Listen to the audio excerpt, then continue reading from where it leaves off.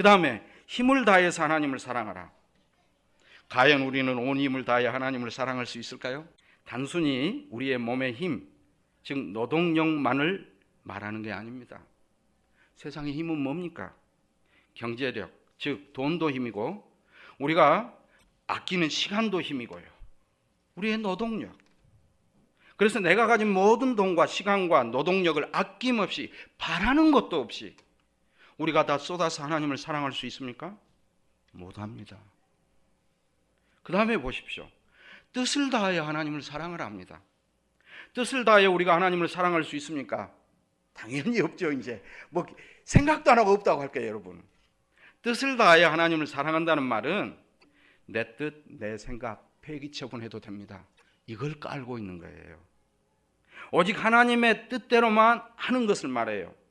예수님께서 십자가를 지시기 전날 밤에 겟세마네 동산에서 땀방울이 핏방울이 되는 기도 가운데, 이 기도하려고 애쓰지 마세요, 여러분. 이런 사건이 닥쳐와야 나오는 거예요. 상황 닥치면은요, 이 기도보다 더 간절한 기도합니다. 이거 쇼에서 되는 게 아니에요. 기도도 하나님이 사건을 밀고 왔을 때 손들고 다 항복을 토해내버리는 겁니다. 이 겟세마네 기도에서 예수님이 뭐라고 말합니까? 할 수만 있거든, 이 잔을. 내가 죄도 없는데 죄인들을 위해서 십자가에 피 흘려 죽어야 되는데 그 잔을 옮겨달라는 것입니다. 그런데 뭐라고 다시 말합니까? 내 뜻대로 마시고 아버지 뜻대로 하십시오. 여러분 진짜로 이런 기도합니까? 죽기 살기로 여러분의 뜻을 위해서 열심히 죽기까지 하려고 그러죠. 절대로 우리는 뜻을 다해서 사랑 못합니다. 주님이 그래서 하나님 뜻대로만 되게 해달라고 하시는 것이죠.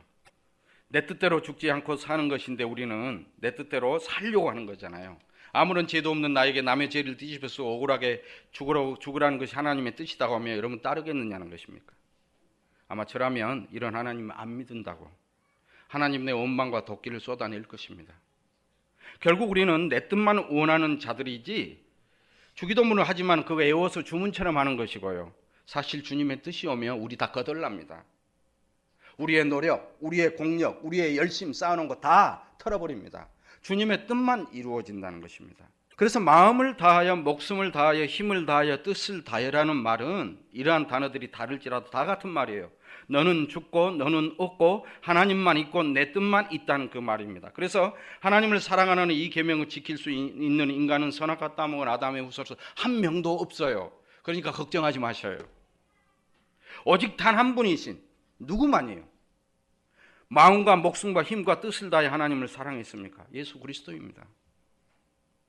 그러면 하나님을 사랑하는 이 계명은 누가 지켜야 될 말씀으로 일찍부터 주어졌습니까?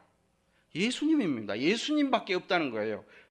그렇다면 우리에게 하나님을 사랑하는 그 계명을 준 이유가 무엇이겠습니까? 우리는 하나님을 사랑하는 계명을 온전히 지킬 수 없는 죄인이라는 걸 깨달으라고 주신 것입니다. 이제 두 번째 부분을 보겠습니다. 이웃을 사랑하라. 내 이웃을 내 자신같이 사랑하라 말하죠. 이웃을 내 자신 내 몸처럼 사랑하는 말입니다. 과연 인간인 우리들이 이웃을 내 자신처럼 사랑할 수 있을까요? 인간은 선악과 따먹은 후 자기중심, 세상중심적인 자들이 되었기 때문에 인간은 자기만을 사랑하는 것이 본성이고 본질입니다. 가장 가까운 이웃인 부부와 자녀 사이의 관계만 보아도 그 이웃을 내 몸처럼 내 자신처럼 사랑한다는 것은 불가능합니다. 왜냐하면 인간의 사랑은 자신만을 사랑하기 때문에 조건적이죠. 부부 사이는 완전 조건적입니다. 자녀는요, 내 생명의 연장선이기 때문에 조건과 자기 사랑이 섞여진 것입니다. 그래서 그걸 자기 사랑이 섞여진 걸 내리사랑이라고 합니다. 나에게 하는 거예요. 내 생명이 들어있으니까 조금. 이렇게 한 몸과 같은 한 식구도 내 자신처럼 내 몸처럼 사랑하지 못하는 자들인데 우리와 가족관계가 아닌 그 이웃을 내 자신처럼 내 몸처럼 사랑할 수 있을까요? 내 자신처럼 사랑을 한다는 말은 그 이웃을 위해서 내 생명을 준다고 한들 그것은 당연한 것이고, 그것은 어떤 칭찬이나 어떤 내 마음, 그래 내가 이렇게 좋은 일을 하는 뿌듯함까지도 필요 없는 거예요. 내 자신에게 하는 당연한 일이기 때문에. 그래서 이웃을 내 자신처럼 사랑하기 위해서는 먼저 내 자신과 똑같은 사람을 찾아야만이 낭패를 안 봅니다. 그런데 나도 내가 못마땅하는데 어디서 나와 똑같은 인간을 찾아냅니까? 못 찾아냅니다. 우리는 내가 중요하고 나만 사랑하기 때문에 이웃을 내 몸처럼 내 자신처럼 사랑할 수 없는 자들입니다.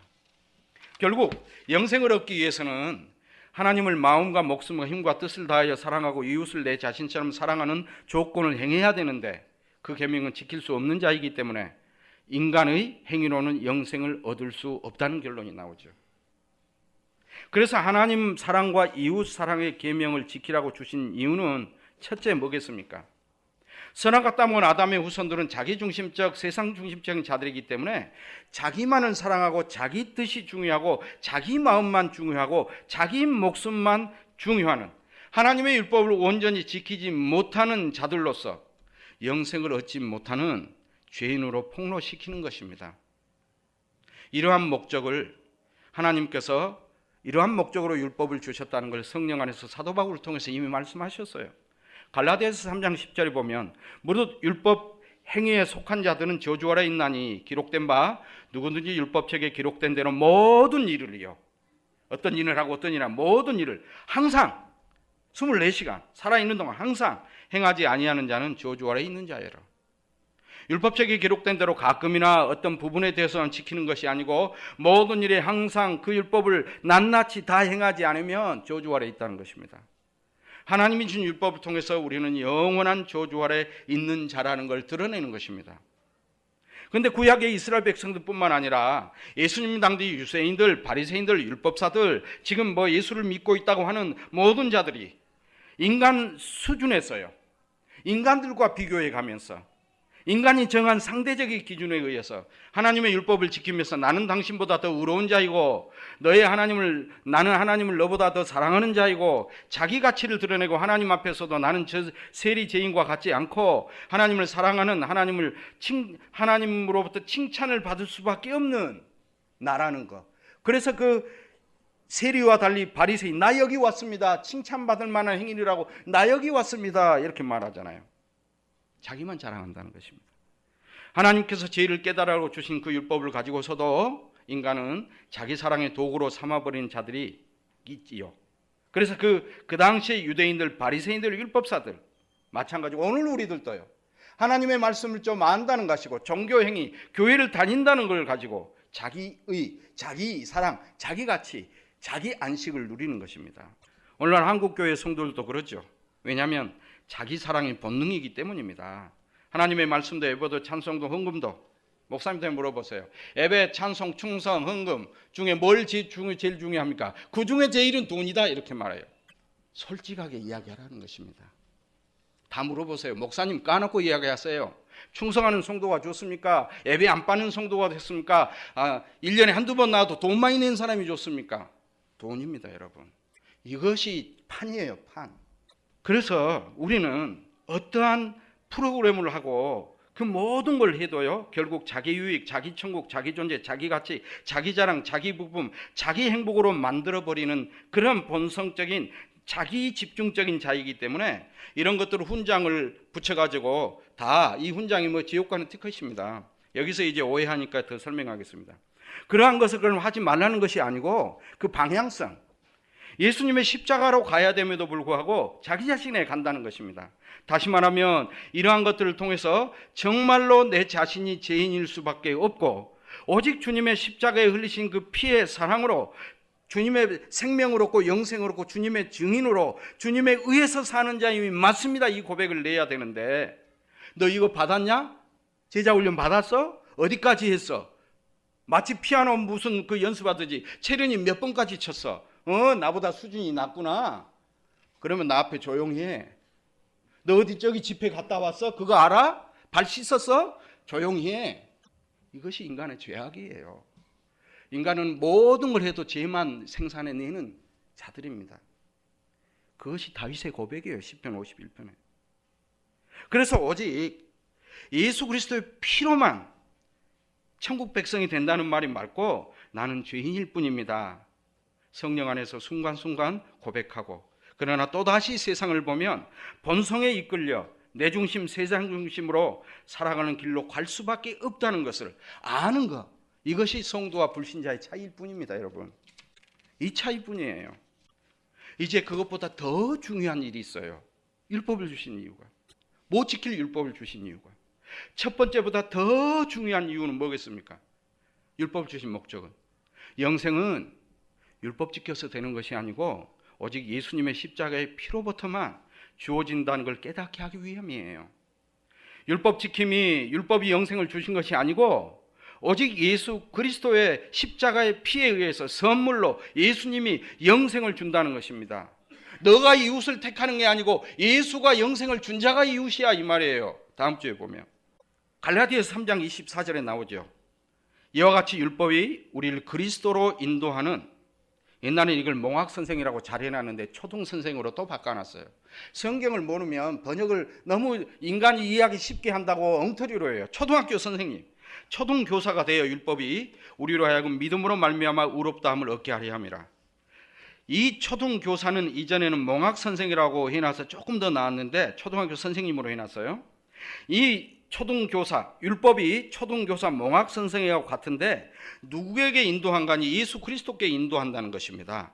근데 인도한다는 것이 중요한 게 아니고 얼마나 이 학생이 바보 같으면은요, 학교도 못 찾아가요. 학교 가야 선생님이 있는데 찾아갈 수가 없어요. 찾아갈 수도 없기 때문에 이 몽학 선생은 그 당시에 돈이 많이 있는 사람들이 노예를 둬서 그 자기 아들을 학교에 안전히 데리고 오는 일을 합니다. 그래서 율법은, 이 몽학 선생이, 율법이라는 것이 우리를 데리고 예수님께 가는데 어떻게 가느냐? 너 바보야. 너는 학교도 못 찾아가. 너는 눈이 어두워져 있어. 너는 죄인이야. 너는 내가 손 안 잡으면 너는 죽었어. 너는 지옥이야. 이 작업을 하고 가는 거예요. 그냥 가자 이렇게 아니라니까요. 그러니까 이 번역을 초등학교 선생님이 기초로 가르치고 중학교 가면 어려운 거 가르치고 이렇게 번역을 해놓은 겁니다. 아니에요. 너는 바보야. 선생님을 못 찾아가. 길도 몰라. 그래서 율법이 너는 바보라고 드러내는, 너는 죄인이야. 너는 눈이 어두워 있어. 본다고? 너 소경이야. 이렇게 말하는 거예요. 그래서 그러면 오호라 나는 공가한 자로다. 이 사망의 몸에서 누가 나를 건져내라. 이걸 내 뱉게 만드는 겁니다. 그게 바로 예수 그리스도고 성령의 이 인도하는 길이죠. 그래서 선생을 보면서 이 선생을 못 찾아가니까 이 율법이 결국은 우리가 죄인이고 눈이 어두워 있고 소경이고 바보고 멍텅구리고 이걸 드러냄으로써 이제 선생에게, 진짜 선생에게 뭘 주는, 참 진리, 참 생명, 참 안식을 주는 그분에게 인도하는 역할을 한다는 것입니다. 그냥 데리고 간 거 아니에요. 우리는 내 입장에서만 생각하니까 그냥 데리고 가 이렇게 말하죠. 아까도 찬성부에서 저는 웃었어요. 예수의 피는 능력이다 그러니까 뭘 해요? 빨간색 옷 입어. 빨간 피 뿌리고 빨간색 들고 있으면 우리는 능력이 있는 거야, 이렇게 착각해요. 예수의 피는 우리를 죽이는 겁니다. 너는 아무 능력이 없고 나만 능력이 있는 거를 드러내는 예수의 능력이에요. 인간 스스로는 못합니다, 절대로. 그래서요, 예수님이 뭐라고 말했습니까? 요한복음 14장 6절에 예수께서 이르되 나는 길이고 나는 진리고 나는 생명이다, 나는 영생이다는 겁니다. 지금 예수님이 이 앞부분을 통해서 뭘 이야기하냐면 율법은 끝났어. 율법은 폐기 처분. 다음 주 설교를 보면 예수님이 돌맞아 죽을 말을 해요. 성전하고 제사도 끝났어. 영생 못 저하고 깨부숴 그럽니다. 우리는 뭐 그냥 이웃 사랑하라고 알지요. 말도 안 되는 소리 하지 마요. 예수님이 그 일 뭐라고 합니까? 공자도 와서 하고 절에 가도 이웃 사랑하라고 하고 유치원만 가도 친구들 사랑하러 사라고 다 가르쳐 주는데 예수님이 이 말 하려고 와요. 생각해 보세요, 여러분. 좀 제발 좀 생각하고 살자니까요. 오직 예수께서 십자가에서 피 흘려 죽으신 그 주님의 행함, 그 언약이 다 이루심 때문에 자기만을 위해서 자기밖에 모르고 사는 죄인으로 지옥 갈 수밖에 없는 자인데 그 주님의 십자가에 흘린 그 피의 능력이 영원하기 때문에 성령 안에서 매일매일 용서를 베풀어 주시는 그 주님의 은혜로 주님의 생명으로 살고 있음을 크고 작은 일들 속에서 고백해야 하고, 그것이 바로 성령에 의해서 택한 성도임을 알고 하루하루 순간순간을 감사케 하는 것입니다. 예수님은 용서 전문가고 우리는 죄 전문가입니다. 다시 말하면 나는 나만을 사랑하고 내 중심적으로 살 수밖에 없는 저주 아래 있는 자이구나. 그래서 내가 예수가 나 때문에 죽었구나. 그 예수 그리스도가 온전한 하나님의 사랑, 이웃 사랑을 십자가에 행하셔서 그 은혜와 생명으로 내가 매일매일 살고 있음을 일상을 통해서 성령에 의해서 깨닫고 주님께 감사하는 삶이 성도의 은혜고 복이구나. 십자가는 그래서 율법이면서요, 우리의 죄를 드러내는 십자가는 율법이면서 택한 자에게는 영원한 생명의 안식입니다, 여러분. 그래서 성도는 오늘 하루하루를 주님이 다 이루심의 그 십자가의 완벽하고 완전한 사랑이 빚어낸 선물이에요, 여러분. 오늘 여러분에게 주시는 이 생명, 호흡, 이 시간, 오늘의 삶, 완전한 주님의 십자가의 사랑으로 준 것이라는 것입니다. 오늘 만족해야 주님의 그 은혜와 사랑이 사는 것이죠. 오늘 만족 안 하니까 내일을 위해서 살죠. 내일은 오늘보다 나을 거야. 내일은 오늘보다 나을 거야. 내일은 오늘보다 나을 거야. 그러다 보면 인생 헛살았네 이렇게 나옵니다, 마지막 때. 근데 매일매일 하나님의 은혜와 생명으로 살면 뭐라고 고백하겠습니까? 하루하루의 삶이, 내 인생이 전체가 하나님의 은혜였습니다 고백하죠. 이것이 바로 십자가의 생명입니다, 여러분. 이 변치 않는 주님의 십자가의 사랑의 줄에 매여 있어요. 여러분 눈에 보이는 거 여러분이 걸어왔죠. 주님의 십자가에 끊을 수 없는 줄이 여러분 딱 매어 끌어당긴 것입니다. 끌어당긴 거예요. 나머지는 그럼 목사님 끌어 안 당겼네요. 네, 밖에다 어느는 풀어줬어요. 그래서 세상에서 한번 안식을 찾아봐라 하고, 찾아봐라. 돈이 진짜 안식을 준가? 사람이 진짜 안식을 준가? 그것이 영원히 영생을 준가? 한번 살아봐라. 풀어주는 겁니다. 만일 택한 자였다면. 그리고 다시 손 다 들면 힘 빠져야 오잖아요. 힘 빠지면 잡아당깁니다. 그럼 와요. 근데 힘 안 빠지면 안 옵니다. 조금만요. 내 자존심 있는데 이 상태로 못 돌아갑니다. 그래서 여러 가지 사건을 통해서 힘 뺍니다. 오늘 우리의 삶이 어떠할지라도 말입니다. 하나님이 빚어낸 선물입니다. 십자가로부터 예수의 피에 의해서 내 가정, 지금 나의 일터, 지금 나의 문제 가운데서도 그 주님의 십자가의 영원한 사랑과 그 주님의 영원한 용서와 그 주님의 피의 영원한 능력이 역사하고 있음을 우리는 믿음으로만이 볼 수 있어요. 그래서 지금 감사하고 지금 찬양하고 지금 기뻐하는 것이 성도에게 주시는, 누릴 수 있는 축복이에요. 이 주님의 사랑을 어느 누구도 빼앗지 못하는 것입니다.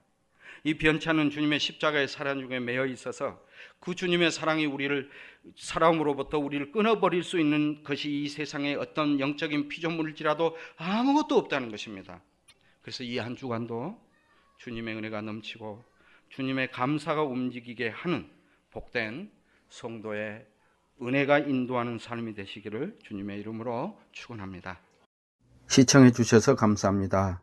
전달, 구독, 좋아요는 예수님의 사랑입니다.